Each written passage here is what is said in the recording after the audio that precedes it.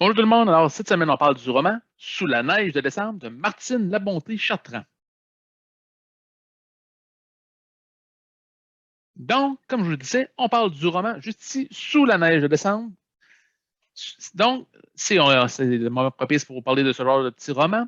Nous sommes début décembre, à quelques semaines maintenant de la fête de Noël. Ce roman-là, bon, c'est un très beau petit roman. C'est comme écouter un film de Noël à la télévision. On sait de quelle façon ça va se terminer, mais on l'écoute pareil parce que la magie de Noël opère de toute façon. Donc, pour faire un retour sur le livre, ça met en scène Sophie, qui est une femme qui est dans la trentaine, début trentaine. Sophie, elle déteste Noël et elle a plusieurs bonnes raisons pour cela. Pour commencer, ben, son père a laissé sa mère quand elle était toute jeune dans la période de Noël. Sa mère est décédée quelques années auparavant, aussi dans le temps de Noël.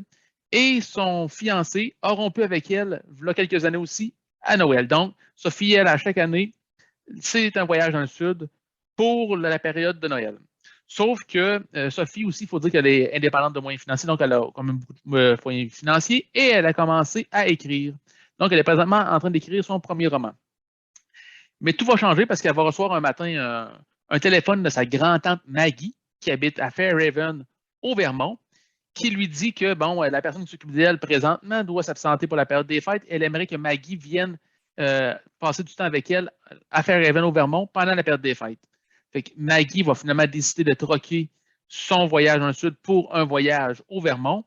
Et là, on va trouver tout le charme parce que ça faut dire que sa grand-tante habite une magnifique résidence avec des écuries, une sapinière, donc tout parfait pour l'ambiance de Noël, évidemment.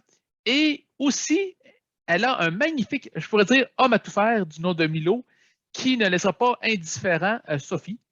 Et aussi, il possède, et Milo a aussi une jeune fille qui est de 8 ans qui s'appelle Lydia, sur laquelle Sophie va tomber sur le charme. Donc, vous voyez déjà un petit peu la fin, de quelle façon la fin du roman va se terminer. Tout est en place, la magie de Noël, le beau jeune homme et la belle jeune femme.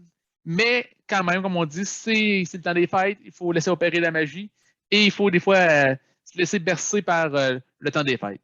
Donc, c'est un roman que je vous conseille si vous voulez vous détendre. On ne se casse pas la tête avec cette lecture. Sur ce, je vous souhaite une bonne lecture et une très belle semaine.